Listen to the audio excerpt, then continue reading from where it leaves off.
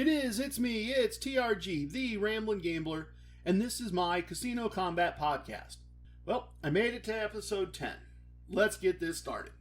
Ladies and gentlemen, non-binary persons, children of all ages and persuasions who are of legal age, this podcast discusses gambling and casinos. Gambling is a morally questionable life choice. Do not gamble with money you cannot afford to lose. Do not gamble with money you need to pay your bills. My past performances are not indicative of anyone's future results, including my own. If you have a gambling problem, contact your local problem gambling hotline. If you do not know the phone number for your local problem gambling hotline, send an email to help@casinokombat.com. We will find that phone number. We will make sure you have that phone number.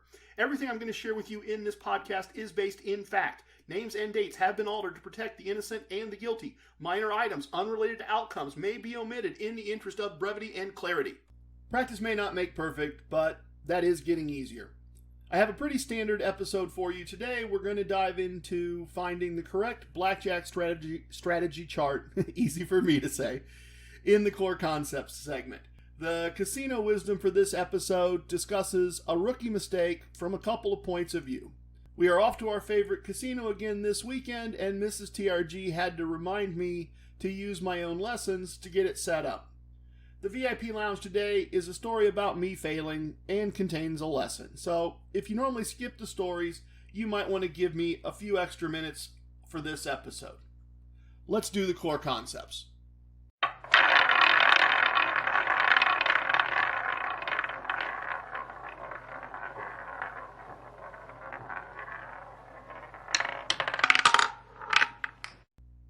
Today I want to look at another aspect of learning a game with a house minimum advantage. I've talked about using basic strategy to play blackjack in a couple of previous episodes. I want to discuss changes to basic strategy due to the rules of the table. As it relates to strategy and table rules, most people don't realize that blackjack basic strategy is not a one-size-fits-all monolith. Rules vary from casino to casino, or even from table to table within a casino. Don't freak out, don't panic. This is something to know, not something to fear. Let me give you some real-world examples. Pre-pandemic, at my local casino, all of the following versions of blackjack were offered. $10 blackjack with a 6-5 payout, 8 decks, machine shuffled, the dealer hits soft 17. $15 and $25 blackjack with 3-2 blackjack payout, 8 decks machine shuffled, dealer hits soft 17. $25 blackjack with a 3-2 blackjack payout, hand shuffled, no mid-shoe entry. 2 deck, dealer hits soft 17. And $100 blackjack with a 3-2 blackjack payout, 6 decks, machine shuffled, dealer stands on all 17s, no mid-shoe entry. Don't get too tangled up in this. Just know I've arranged these from horrible to great. The $10 tables are ridiculous. No thinking person should ever play them. Have I mentioned I really hate 6-5 blackjack tables? And the $100 tables are great. So as I said, 6-5 doesn't even deserve discussion. Don't play it. This particular casino, when it opened, had only $15 and $25 options, and people kept asking over and over for a $10 option. So the house's solution was to offer a group of tables with a $10 bet and horrible rules. But these tables are often very busy with people who either don't know or don't care, or people that just want fun or action and they don't really care about winning. The $15 or $25 tables that pay 3-2 are very playable tables. You can have plenty of success using these techniques at a table like that. The rest progress from better to best. As you can see, increasing your bet size gets you more favorable rules. And if you're going to play that big, you're foolish not to play with the best possible rules. Why would you play $200 a hand blackjack at a 6-5 dealer stands on all 17 table? It just makes no sense. You're putting yourself at a disadvantage, and a significant disadvantage, compared to just going into the high limit room and playing your $200 hands with great rules and a very, very, very minute house advantage. Anyway, sorry. Here's the important point. Each of these rule sets has a matching strategy chart. As the rules change, the plays on the chart also change. Now, you can get away using an 8-deck dealer hits soft 17 chart in any 4, 6, or 8-deck game, and you're not going to get hurt in any meaningful way. You will maybe end up playing one hand wrong every 10 or 12 hours. It is not statistically or financially significant, but playing an 8-deck game with a 2-deck strategy chart will produce a meaningful number of mistakes fairly quickly, and vice versa. The 8-deck chart at a 2-deck game will make a complete mess. So, funny story. When this casino first opened, they sold strategy charts in the gift shop. And I kept seeing people look at the card and then make just like really strange, ridiculous plays. So I finally asked someone if I could see one. And when I look at the chart, it says across the top, clear as day, single deck blackjack. This casino doesn't even offer single deck blackjack. Now, I assume that this was done by the casino out of ignorance. They were brand new after all, and that it was not done out of malice. But it makes the point. Have the right chart for the right game. At least be in the ballpark. Now, you don't need to memorize all of this. As I said, learn the chart for the 8-deck game with the dealer hitting soft 17. And don't play 1 or 2-deck games. You're not missing very much in terms of opportunity. But you do need to be aware of this. And I want you to know how to find the correct charts if you want them. Generally speaking, I'm trying not to promote anyone who isn't paying me for a promotion. But I'm going to make an exception because I think this is that important. WizardofOdds.com is an awesome resource for learning all things gambling. They have a page where you can put in a set of blackjack rules and a correct chart is displayed for those specific rules. So use the website to print the 8-deck dealer hit soft 17 chart, and remember other charts are available. If you find yourself mostly playing a different set of rules because that's what is offered at your casino of choice, go back to the website and print the best possible chart for your game. I mentioned last week that I was going to start carrying a library of strategy charts because the rules vary from state to state. And that makes sense for me because I sometimes play in 3 different states with 3 different sets of rules in a very short period of time. For many of you, that won't be a concern. But now you know where to get a strategy chart, and you know that you need the correct chart. And in casino combat, knowing is half the battle. Next, today's casino wisdom.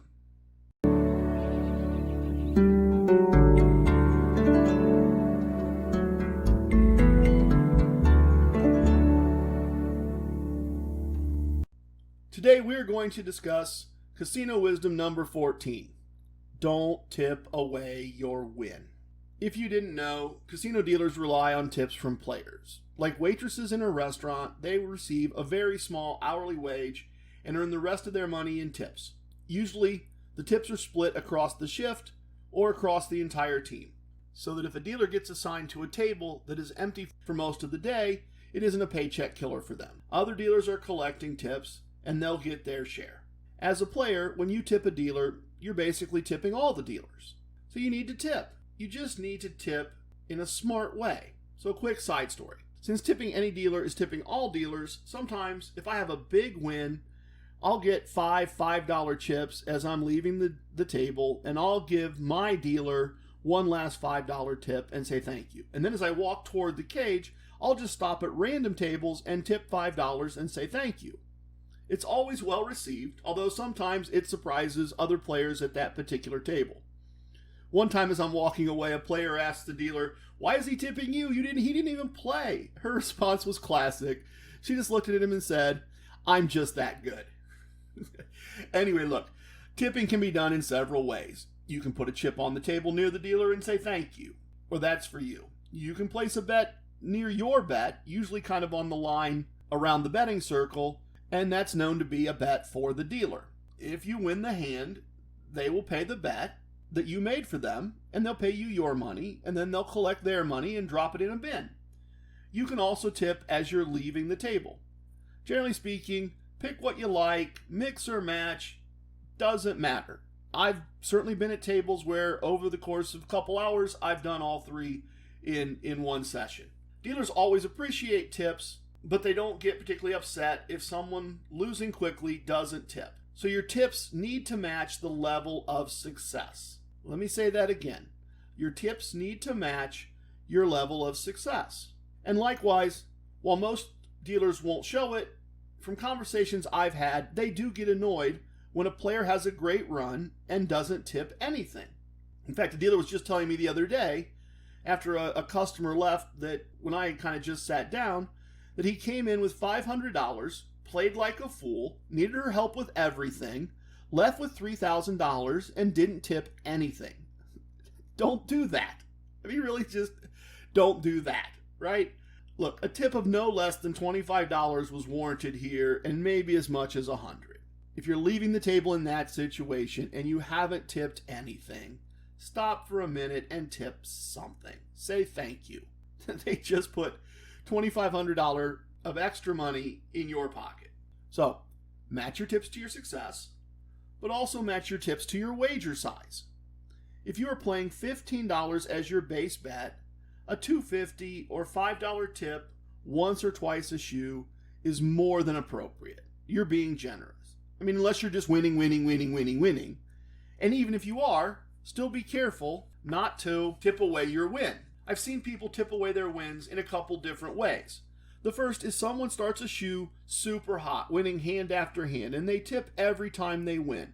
And then the back half of the shoe happens, and things get ugly. And they are quickly down to just a few chips. If they had held on to those tips until they saw the outcome, or just made 1 or 2 tips, they would have ended the shoe in a strong position.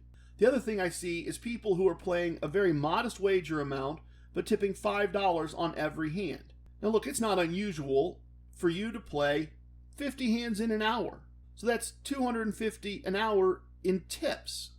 At $15 per hand, you have to have amazing consistent success to make money for yourself and tip $250 an hour.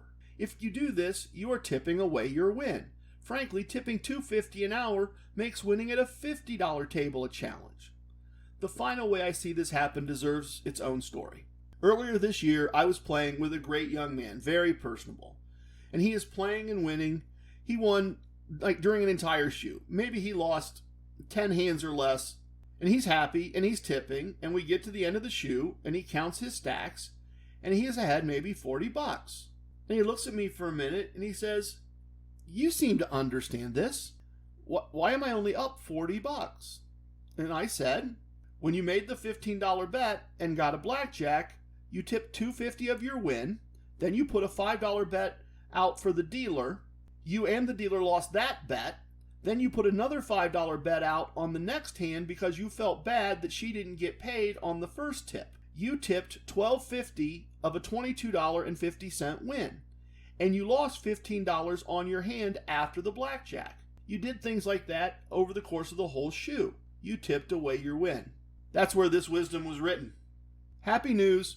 He played several more shoes with me. He didn't win at that rate again that day, but he did adjust his tipping and managed to leave with a reasonable profit. I want you to tip, but remember casino wisdom number 14, and don't tip away your wins. The next segment is the travel segment.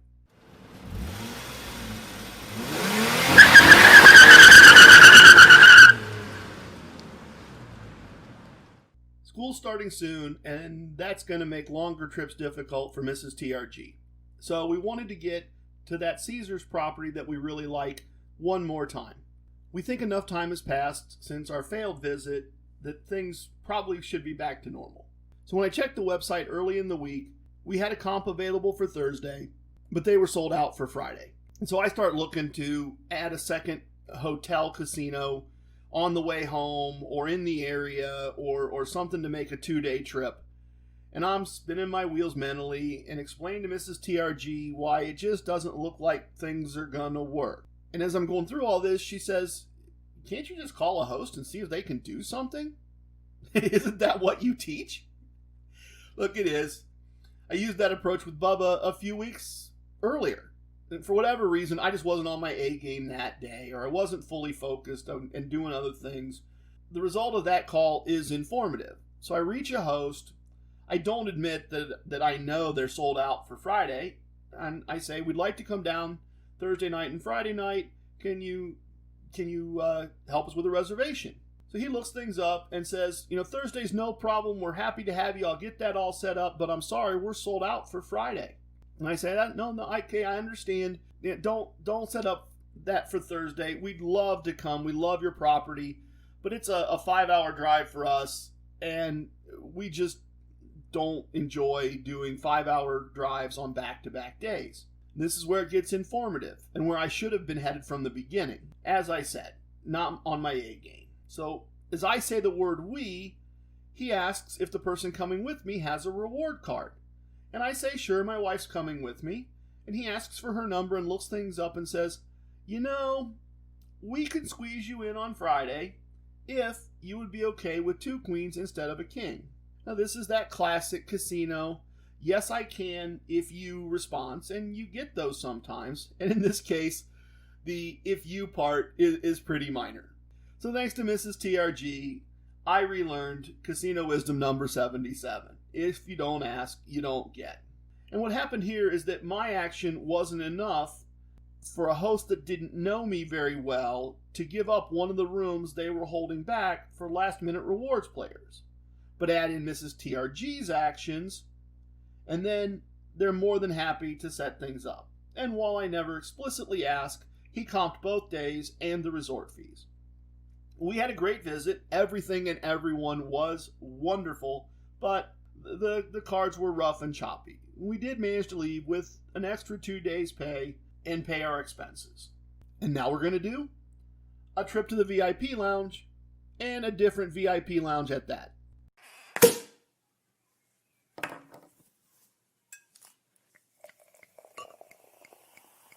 Oh, a little bit of the bubbly. Today we're using a great VIP lounge in Tunica.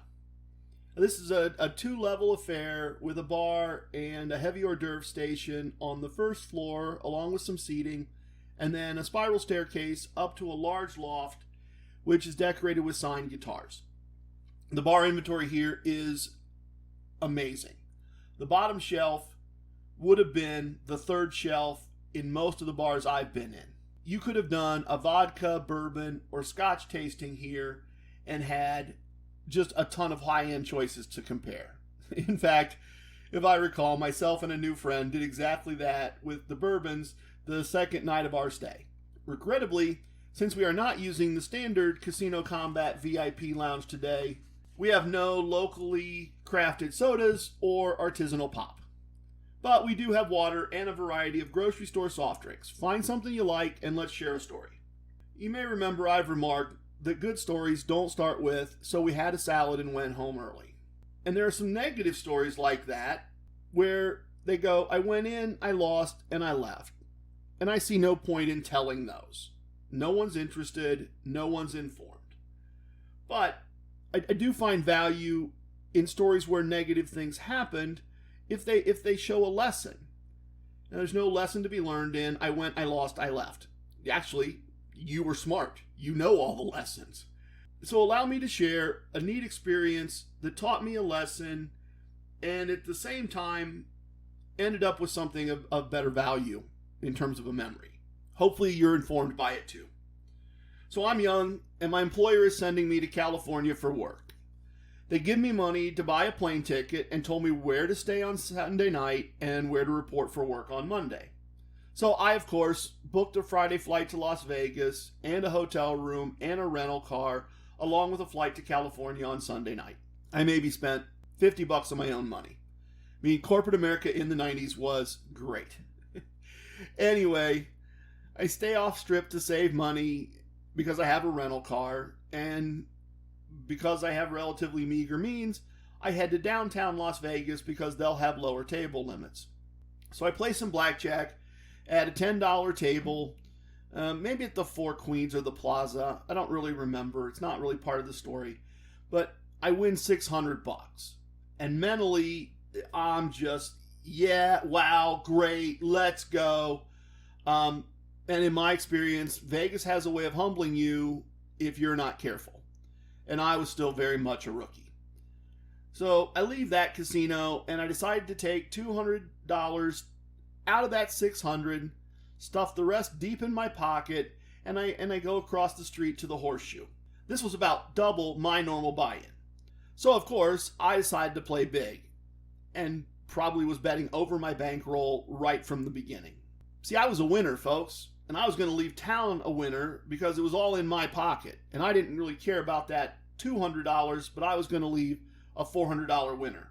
So I win a few hands, lose a few hands, but I still got more than half of my buy-in in front of me, and for whatever reason, I decided to make a $100 bet. The first $100 bet I'd ever made.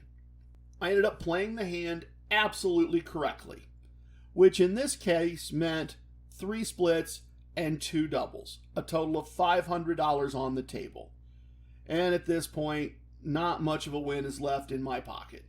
I lost all 3 hands, all $500, and I'm pretty deflated. And so I get up from the table, and as I'm walking toward the door, a man in a suit and a cowboy hat introduces himself. His last name was Binion, but I don't remember his first name, and I wish I did. But he says, "That's a tough one, kid. Hard to handle." And I say, "Yes, I should have thought more about that before I made the bet."